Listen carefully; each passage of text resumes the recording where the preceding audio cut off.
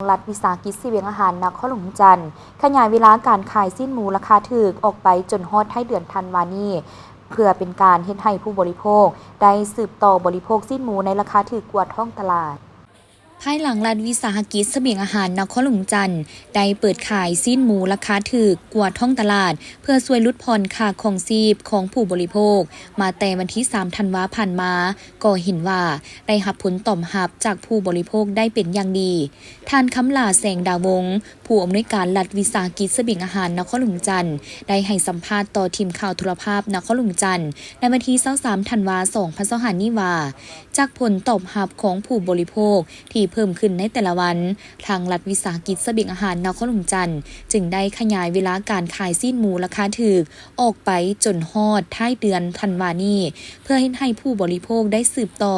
บริโภคสิ้นหมูในราคาถูกกว่าท้องตลาดพร้อมทางใดเพิ่มหมูจาก2ตัวต่อมือมาเป็น5-6ตัวต่อมือรัฐวิสาหกิจเสบียงอาหารเขากับบริษัทชีพีลาวนั้นก็พร้อมกันลดราคาลงเนาะเพื่อให้ไปตามต้นทุนของผู้ประกอบการเลี้ยงหมูฮะเพราะปัจจุบันนี้ราคาชิ้นหมูดิบเนาะที่ว่าขายอยู่หน้าฟาร์มเมื่อก่อนนั้น52,000ปัจจุบันนี้ลงมา30,000 32,000ดังนั้นบนเราจึงพร้อมกัน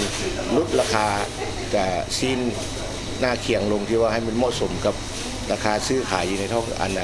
อยู่ในฟาร์มฮะปัจจุบันนี้ถือว่าบนเราก็เฮ็ดมาได้10 ปลายมื้อแล้วเนาะแต่คาดว่าจะ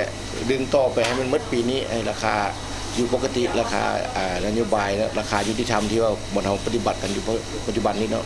และอยากเรียกร้องให้ผู้บริโภคที่ว่ามีความสนใจอยากซื้อซีนราคายุติธรรมและซีนสะอาดนะเชิญชวนพวกท่านมาซื้ออยู่ในห้างรัฐวิสาหกิจเสบียงอาหารนครหลวงบนเรานี้อยู่บ้านสีหอมเมืองจันทบุรีเนาะขอเชิญทุกท่านที่มาสามารถที่ว่าเข้ามาซื้อได้ทุกๆวันแต่วันจันทร์วันศุกร์เนาะแม่คำสวัยประชาชนบ้านดอนโน้นเมืองไซธานีก็ได้ให้สัมภาษณ์ตื่มว่าภายหลังได้เห็นการขายสิ้นหมูราคาถูกผ่านสื่อออนไลน์ต่างๆก็เกิดมีความสนใจอยากมาซื้อและภายหลังได้มาซื้อในมือนี้ก็เห็นได้ว่าราคาสิ้นตัวจริงแม่นถูกกว่าท้องตลาดหลายและเห็นเพิ่นโฆษณาในทาง Facebook ขายซีนที่ว่าราคาถื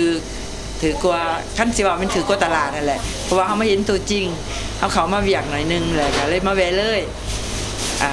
คือว่าราคาหันแม่นโอเค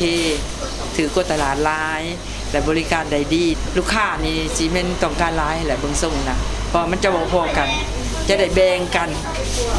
เป็นต้นแบบว่าคือผู้อยากได้คือแม่นี่อยากได้สั้นคอก็บ่ได้เพราะว่ามาบ่ทันเป็นชิ้นก่อนนี่ก็ได้แบ่งกัน